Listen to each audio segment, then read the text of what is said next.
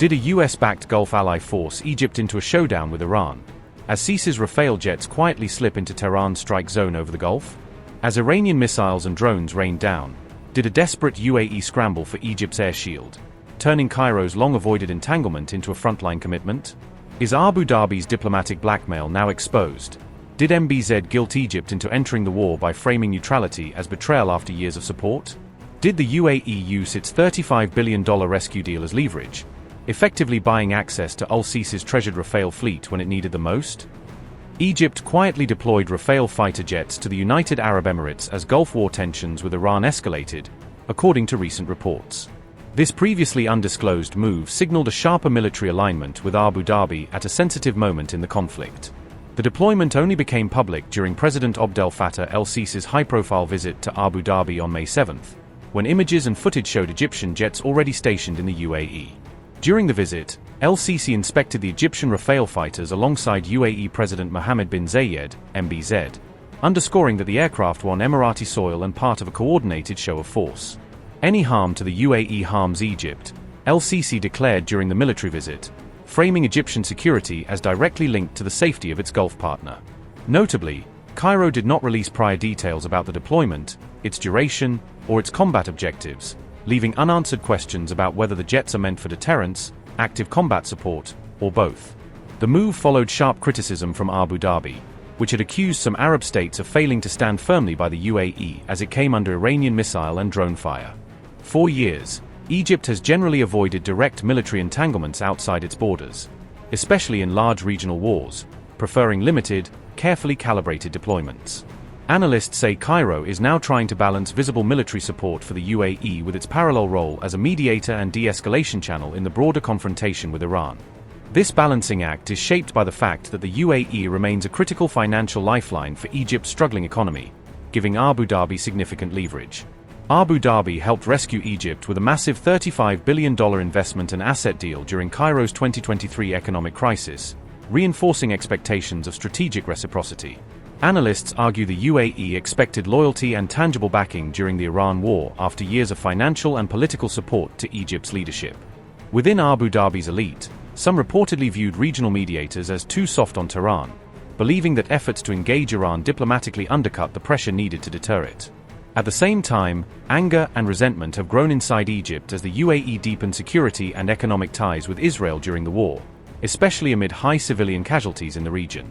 Egyptians' hawks also accused the UAE of pursuing policies that threaten Cairo's core interests, including in areas like regional influence, ports, and energy, adding domestic political pressure to an already delicate alliance.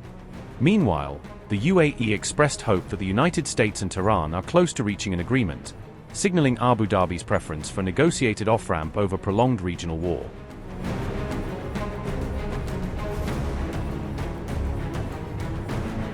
America's key Arab ally has now revealed what could be a major breakthrough in the high-stakes negotiations surrounding Iran.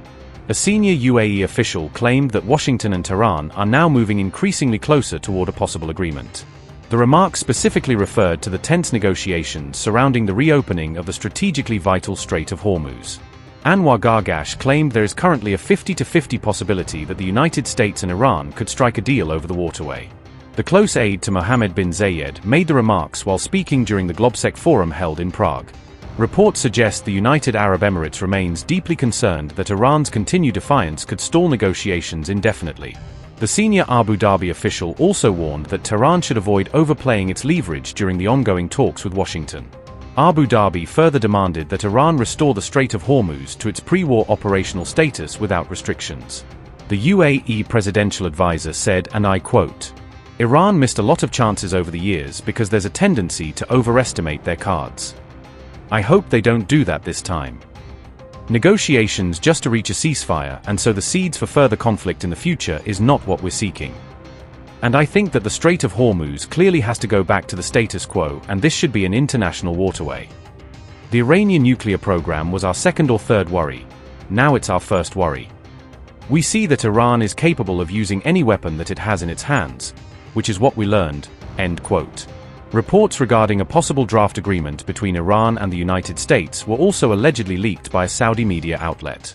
Saudi-based news outlet Al Arabiya has claimed that it obtained what it describes as the final draft of a potential agreement between Washington and Tehran, though the authenticity of the document has not been independently verified.